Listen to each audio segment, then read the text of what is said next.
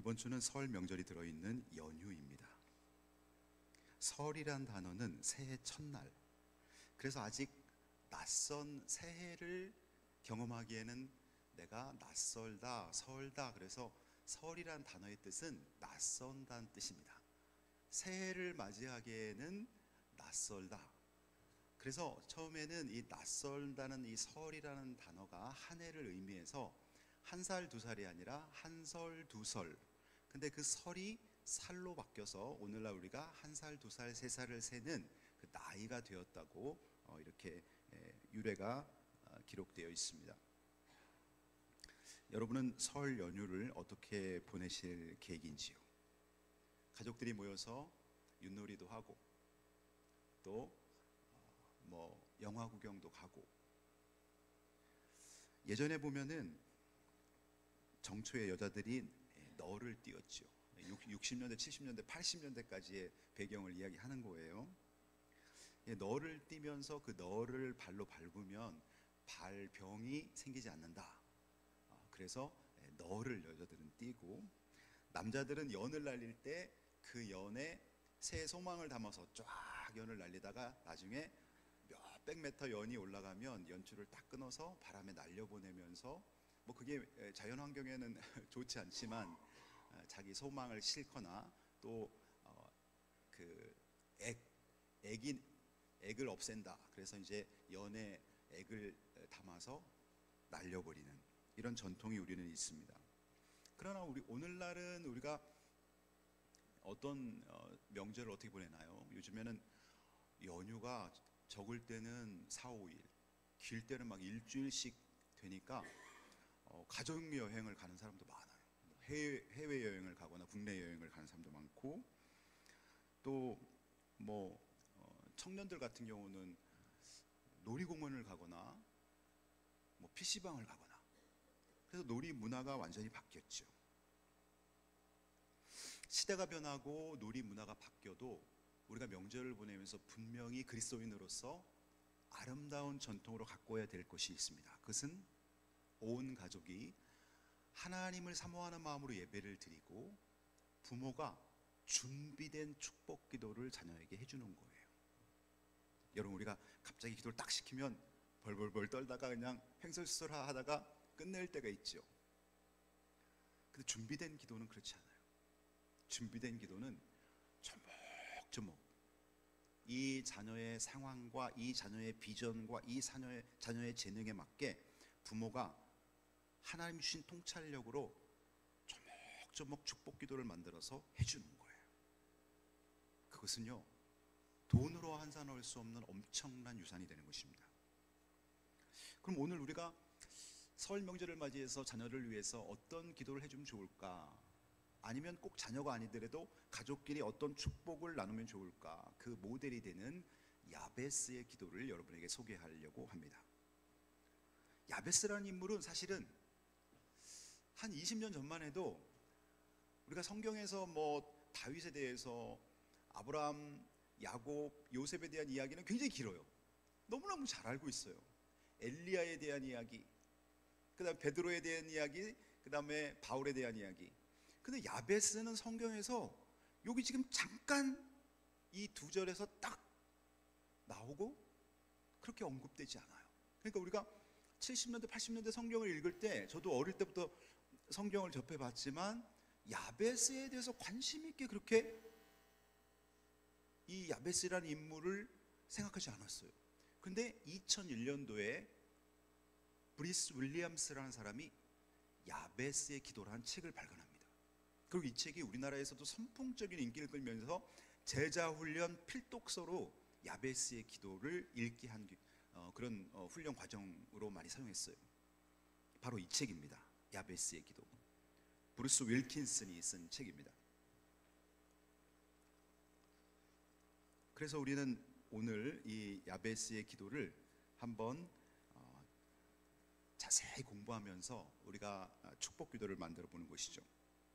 야베스라는 이름은 원래 고통이란 뜻입니다. 그의 어머니가, 오늘 본문 9절에 보면은 야베스의 어머니가 야베스를 출산할 때 내가 수고로이 낳았다 하며더라. 저희 누나가 첫째 아들을 낳을 때 자연분만을 하려고 무려 20시간을 버티면서 출산의 고통을 참았어요. 근데 결국은 이제 제왕절개로 아이를 낳긴 했지만 얼마나 힘들었을까요? 우리 남자들은 사실은 그 고통을 잘 느끼질 못하죠. 아이를 낳아본 여성들은 출산의 고통, 한두 시간 고통하는 것도 얼마나 힘든데, 정말 난산을 한 분들은 그 기억을 평생 잊지 못하죠. 야베스의 엄마도 수고로이 아이를 낳은 거예요. 여러분, 100년 전만 해도 아이 낳다 죽는 여성들이 종종 있었습니다. 지금은 의학이 발달돼서 이렇게 제왕절개 수술도 하지만요, 그러니 야베스란 이름의 뜻은 고통이란 뜻입니다. 고통. 내가 고생해서 널 낳았어. 그래서 너의 이름을 내가 고통이라고 짓는 거야.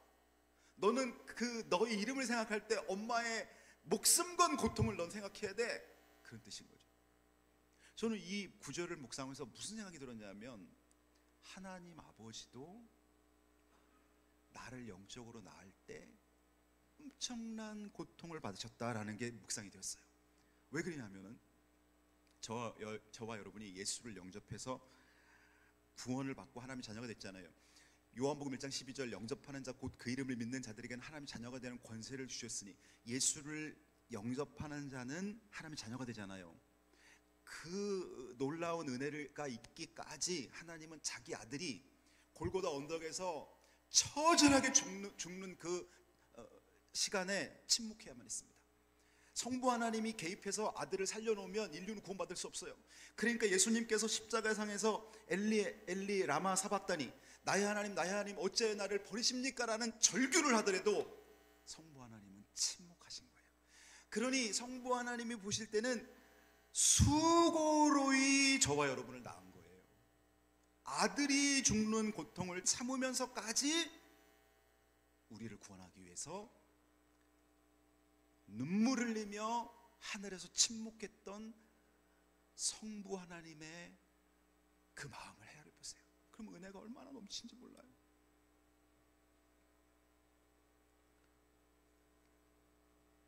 그러니 우리는 감사해야죠. 에베소서 1장 3절에서 5절에 보면, 찬송하리로다 하나님 곧 우리 주 예수 그리스도의 아버지, 이분이 바로 성부 하나님, 아버지 하나님, 아버지께서 그리스도 안에서 하늘에 속한 모든 신령한 복을 우리에게 주시되, 하나님이 우리에게 신령한 복을 주실 때 그건 구원의 복인데 그리스도 안에서 주신다는 거예요. 그리스도 안에서. 그리고 창세전에 그리스도 안에서 우리를 택했다는 거예요. 하나님이 천지를 만들기도 전에 저와 여러분을 선택했다는 거예요. 근데 그 선택했다는 것이 누구는 지옥 갈 사람, 누구는 천국 갈 사람, 이런 일관적인 흑백 논리로 선택한 것이 아니라 그리스도 안에서 우리를 선택했다는 거예요. 그게 무슨 말이냐면, 예수를 믿는 자는 하나님의 자녀가 되는 것으로 하나님이 선택해 주셨다는 거예요. 그리스도 안에서 예수 믿는 사람들은 하나님의 자녀로 선택을 하시는 거죠. 그러니 여러분 얼마나 감사해요. 5절에 보면은, 그 기쁘신 뜻대로 우리를 예정하사 예수 그리스도로 말미암아 자기의 아들들이 되게 하셨느니라. 여러분과 제가 하나님의 아들이 되는 것은 오늘 성가대 찬양처럼 보혈을 지날 때만 되는 거예요. 예수 그리스도로 말미암아, 예수 그리스도를 통하여 내가 곧 길이요 진리요 생명이니 나로 말미암지 않고는 아버지께로 갈 자가 없느니라. 예수 그리스도로 말미암아 하나님의 아들이 되는 거예요. 그러니 주님이 우리를 낳은 거죠. 하나님이 저와 여러분을 예수 그리스도를 통하여 영적으로 낳은 것입니다. 영적으로 하나님의 자녀가 되는 거예요. 야베스란 이름, 고통이란 이름 속에서 하나님 아버지의 고통을 생각해 봅니다. 이제 야베스의 기도로 들어갑니다. 야베스는 하나님께 이렇게 기도했어요. 먼저 10절을 보세요. 내게 복을 주시려거든. 두 번째 줄, 내게 복을 주시려거든. 이 구절에서 우리가 알 수 있는 것은 야베스는 하나님의 복을 사모하는 사람이었다는 거예요.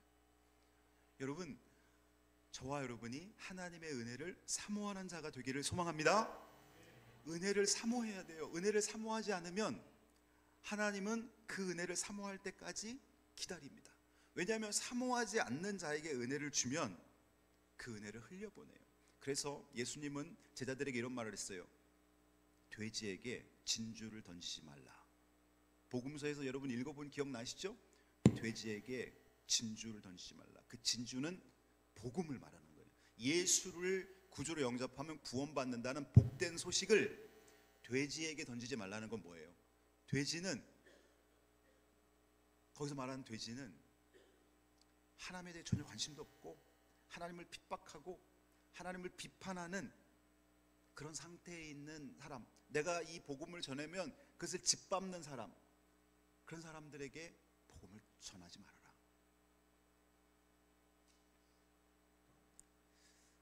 여러분이 자녀에게 뭘 지금 주고 싶어요?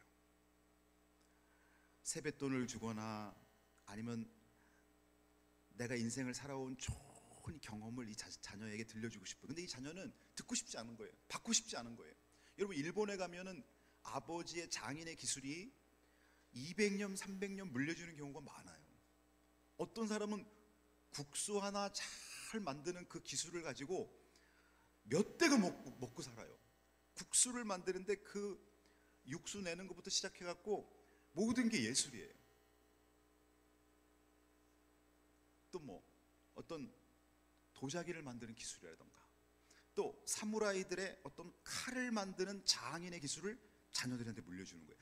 나는 평생을 내가 갈고 닦은 이 노하우, 이 기술을 내 자녀 중에 한 명에 물려주고 싶은데 그 자녀들이 받고 싶지 않는 거예요. 그럼 줄 수 있어요, 없어요? 없어요. 하나님도 마찬가지예요. 하나님 우리에게 놀라운 은혜, 구원의 은혜를 비롯한 놀라운 은혜를 주고 싶은데 나는 관심이 전혀 없는 거예요. 나는 오직 5만 원짜리 종이돈에만 관심이 있는 거예요. 나는 명예로운 위치에 있어갖고 인기와 명예에만 관심이 있는 거예요. 하나님 줄 수 없어요. 우리는 야베스처럼 내게 복을 주옵소서, 내게 복을 주시려거든. 자, 그래서 이제 인터넷에서 성경 단어만 딱 치면 성경에서 그 구절이 담겨있는 게 쫙 뜨는 프로그램이 있어요. 제가 거기다가 복주고라는 단어를 딱 쳤어요. 몇 구절이 뜰 것 같아요? 한번 생각해 보세요, 여러분. 내가 너에게 복주고 복주며라는 구절이 딱 떠올라서 복주고라는 단어를 딱 치고 딱 엔터를 치니까 몇 구절 뜰 것 같아요, 여러분? 200구절이 넘게 떠요. 놀랍죠? 제가 그걸 보면서 야, 하나님은 정말 복의 근원이시고 우리에게 복 주길 원하시는구나. 내가 하나님을 오해했구나.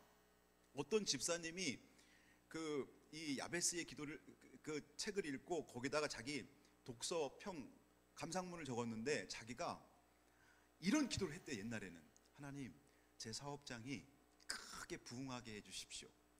매출이 지금의 10배가 늘게 해주십시오. 막 이런 기도를 했는데 그 기도를 하다가 갑자기 이거 내가 너무 세속적인 기도하는 거 아니야? 그래갖고 그 기도를 한두 달 들이다가 그냥 없애버렸대요. 근데 야베스의 기도라는 책을 딱 읽고 나서는 하나님께서 나에게 이런 기도하기를 원하시는구나 라고 알고부터 자기가 재정적인 기도, 자기가 사회적으로 진급에 관한 기도, 이런 것들을 하나님의 마음에 합한 기도를 만들어서 하기 시작했대요. 그게 간증이에요. 그래서 복주고라는 단어를 찾아봤더니 많은 구절이 있는데 그 중에 제가 몇 구절만 여러분 소개할게요. 창세기 5장 2절. 창세기 5장 2절에 보면 남자와 여자를 창조하시고 그들이 창조되던 날에 하나님이 그들에게 복을 주시고, 여기 나오잖아요. 복을 주시고 그들의 이름을 사람이라 일컬었느니라. 하나님 우리에게 복 주길 원하시는 분이에요. 창세기 12장 2절, 이건 아브라함에게 준 말씀이기 때문에 여러분 잘 아시죠? 내가 너로 큰 민족을 이루고 내게 복을 주어 내 이름을 창대하게 하리니 너는 복이 될지라. 하나님은 이렇게 복 주길 원하시는 분이에요. 창세기 24장 1절, 아브라함이 나이가 많아 늙었고 여호와께서 그에게 범사에 복을 주셨더라. 창세기 26장 12절, 이삭이 그 땅에 농사하여 그의 100배나 얻었고 여호와께서 복을 주심으로. 창세기 35장 9절, 야곱이 밧단 아람에서 돌아오매 하나님이 다시 야곱에게 나타나사 그에게 복을 주시고, 하나님 복 주길 원한다는 거예요. 민수기 6장 24절, 여호와는 내게 복을 주시고 너를 지키시기를 원하며. 마태복음 5장 6절, 의에 줄이고 목마른 자는 복이 있나니 그들이 배부를 것이며. 제가 쭉 이런 구절들을 읽으면서 차이점 뭐냐면, 구약에서는 하나님께서 복주고라고 썼고, 신약에 오면 표현이 약간 달라요. 복이 있나니, 복이 있나니로 바뀌어요.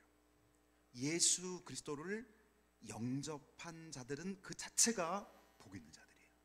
그래서 이렇게 하는 자는 복이 있나니, 심령이 가난 자는 복이 있나니 천국이 저희 것이며, 애통한 자는 복이 있나니 저희가 위로를 받을 것이며, 이렇게 복이 있나니로 바뀌어요. 신약의 단어들은. 어찌됐든 하나님 우리에게 복 주길 원하신다는 거예요. 그래서 야베스의 기도는, 하나님 우리 가족이, 우리 자녀들이 하나님의 은혜를 사모하는 자녀가 되게 하소서라는 게 첫 번째 기도예요. 자, 두 번째 기도는 나의 지역을 넓혀주시고, 10절을 보십시오. 내게 복을 주시거든 나의 지역을 넓히시고. 지역을 넓힌다는 게 뭘까요? 나의 선한 영향력을 넓혀달라는 거예요. 나의 활동 반경이 넓어지게 해달라는 소망의 기도예요. 선한 영향력을 더 많은 사람에게 더 넓게 미칠 수 있게 해달라는 기도입니다. 이런 기도를 여러분 자녀들에게 해줘야 돼요. 우리 자녀가 무슨 대학에 가게 해주세요. 우리 자녀가 어떤 회사에 가게. 이런 기도는, 그런 기도도 여러분 하셔도 괜찮고 그런 기도도 하셔야 되지만, 더 우리가 하나님 뜻에 합한 기도는 이 자녀를 통해서 선한 영향력이 더 많은 사람에게 미치게 해달라고 기도해야 돼요.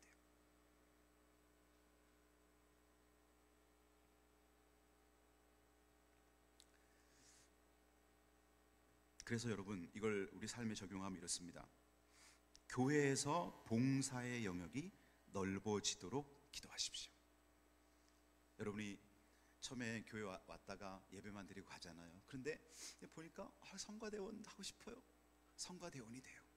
찬양 단원이 하고 싶어요. 우리 찬양 단원으로 봉사를 해요. 교회에서 피아노나 또 드럼, 전자기타 이런 악기를 다루는 분은 반주를 통해 하나님께 쓰임받고 싶어요. 지경이 넓어지는 거예요, 자꾸. 그러다가 아이들이 눈에 들어와요. 교회 학교 교사를 하고 싶어요. 교사를 해요. 그리고 또 장년부에서 목장 리더를 하게 됩니다. 권사님이 되고 장로님이 됩니다. 단기 선교에 가면서 선교의 발자취를 남기고 싶은 거예요. 선한 영향력을 넓혀가는 거예요. 교회 봉사의 영역이 넓어지도록 기도하고, 여러분 자녀를 위해서도 그렇게 기도해 주세요. 여러분 자녀들이 교회에서 봉사하는 거 여러분 아깝게 생각되세요? 그건 신앙이 적은 자예요. 여러분의 자녀들이 교회 봉사 많이 하셔야죠. 하나님을 기쁘시게 해드리는 그 자녀의 시간과 수고에 하나님 얼마나 많은 복을 주시겠어요. 두 번째는 사회에서 섬김의 영역이 넓어지도록 기도하십시오. 김양훈 장로님이 2월 첫째 주일날 어떤 교회에서 행복한 동행 강의가 있다고 한 달 전에 저한테 알려주셨어요. 마음이 참 기뻤어요. 근데 또 어제 그저께 문자가 왔는데 2월 9일 오후 2시 하성제일교회에서 재직 세미나 강사로 또 초청이 왔다고 문자를 저한테 보내왔어요.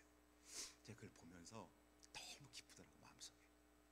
마치 자녀들이 세상에 나가서 선한 영향력을 막 미칠 때 그 부모가 기뻐하듯이 제 담임 목사로서 너무 기쁜 거예요. 그게 우리 장로님을 통해서 어떤 교회에 선한 영향력이 미쳐지고 교회가 건강해지고 성도들이 도전을 받겠구나, 이런 생각을 하면서 마음이 너무 기쁜 거예요.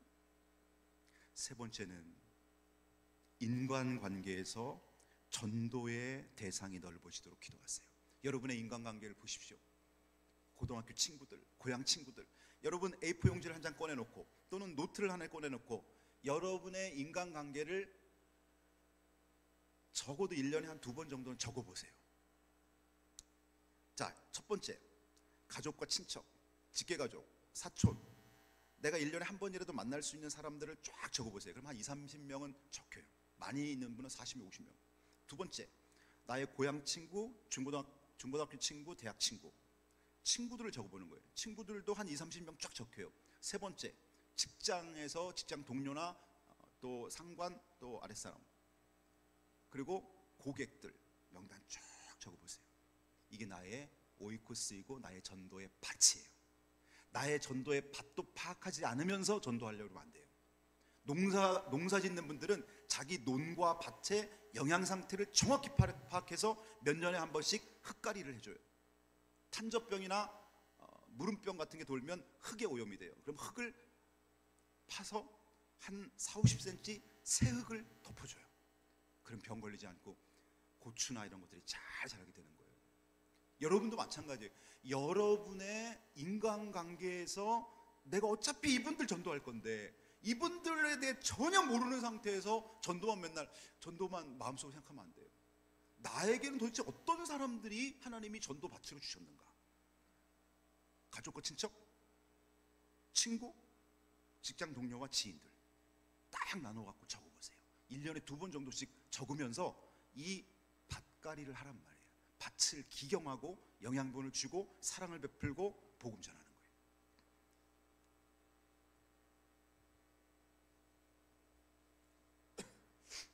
제가 장충단 교회에서 부목사를 할 때 장충단 교회에 우리 원로 장로님하고 이름이 똑같은 동명이인 이상호 장로님이 계셨어요.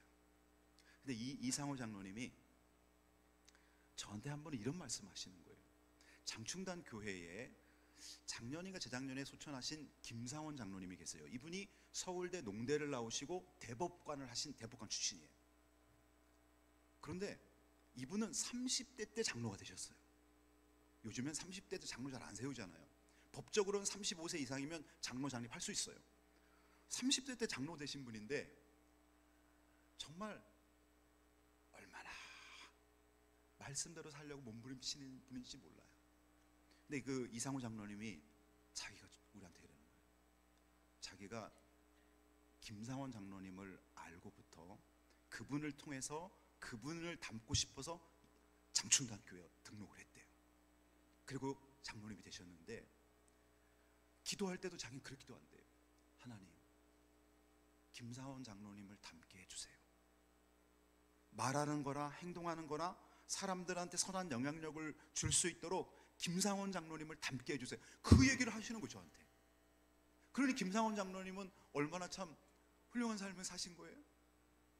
저는 여러분들이 그런 권사님, 그런 장로님, 그런 집사님 됐으면 좋겠어요. 우리 성도들이, 우리 청년들이, 우리 새가족들이 기도하면서 하나님 저 이분처럼 되게 해주세요 라고 기도할 수 있는 그런 모델, 그 모델이 필요한 거죠.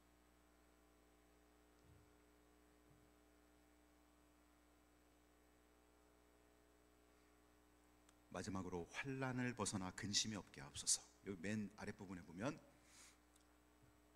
주의 손으로 나를 도우사 나로 환난을 벗어나 내게 근심이 없게 하옵소서. 우리가 인생을 살다 보면 근심이 얼마나 많아요. 건강 문제 때문에 아파하고 인간관계가 무너져갖고 그 회복시키느라고 눈물을 흘리고 어떨 때는 경제적으로 너무 힘들어서 정말 부채와 대출 이런 것 때문에 눈물을 흘릴 때가 얼마나 많아요. 근데 여러분 기도하세요. 하나님 주의 손으로 나를 도우사 환난을 벗어 근심이 없게 하옵소서. 여러분 내가 아무리 세상에도 높은 위치에 있고 내가 아무리 부자라도 매일 밤에 근심하면 그 사람 행복한 사람 아니에요. 그러나 나는 일용할 양식밖에 없어요. 하나님이 늘 내 기도에 응답하세요. 근데 너무 행복한 거예요. 너무 감사한 거예요. 그 사람 진짜 행복한 사람이죠. 어제는 다비다 자매의 30일 창립 30일 주년 기념일로 이제 CTS 장로 합창단에서 오셔서 한 한 열 서너 분 정도 오셔갖고 그 예전에는 여기서 공연했는데 2층 소외배실에서 이렇게 반원을 그리고 한 40분 동안 공연을 하셨어요. CTS 장로 합창단에 오셔갖고 저 너무 은혜 받았어요. 근데 그분들이 여러 곡을 하고 또 플룻 부르는 자매도 너무나 감동적으로 플룻을 불어줬는데 그 중에서 앵콜송을 두 곡을 하셨어요. 여기 이제 우리 다비자매들 잘 앵콜송 두 곡을 했는데 앵콜송 첫 번째 곡 제목이 뭔지 아세요? 나 하나 꽃 피어라는 노래예요. 나 하나 꽃 피어. 나 하나 꽃 피어서 도대체 세상이 변화될까? 에이, 뭐 내가 변화된다고 뭐 기독교가 변화될까? 그렇지 않다는 거예요. 나 하나 누군가를 사랑한다고 뭐 이 대한민국이 바뀌어? 그게 아니라는 거예요. 아주 간단해. 이게 조동화 시인이 쓴 시인데요. 제가 한번 읽어볼게요. 나 하나 꽃 피어. 나 하나 꽃 피어 풀밭이 달라지겠냐고 말하지 말아라. 내가 꽃 피고 나도 꽃 피면 결국 온통 꽃밭이 되는 것 아니겠느냐. 나 하나 물들어 산이 달라지겠냐고 또 말하지 말아라. 내가 물들고 너도 물들면 결국 온 산이 활활 타오르는 것 아니겠느냐. 너무나 멋지잖아요, 여러분. 근데 이거를 노래로 해서 노래를 부르는 거예요.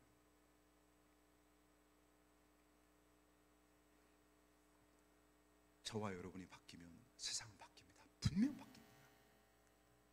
여러분이 바뀌면 여러분 가정이 바뀌어요. 여러분이 바뀌면 여러분 지인들이 바뀌게 돼 있어요. 왜? 복음 전하잖아요. 그들을 위해 기도하잖아요. 하나님 역사하시잖아요. 내가 변하지 않기 때문에, 내가 꽃으로 피지 않기 때문에 바뀌지 않는 거예요. 희망을 가지세요. 나 하나 꽃 피어. 야베스는 이렇게 하나님께 기도했더니 하나님이 그 기도에 응답하셨더라. 그래서 9절에 보면은 야베스는 그의 형제보다 귀중한 자라. 이 구절을 놓치지 마세요. 그의 형제들이 많아요. 근데 야베스는 그의 형제보다 귀중한 자가 됐다는 거예요.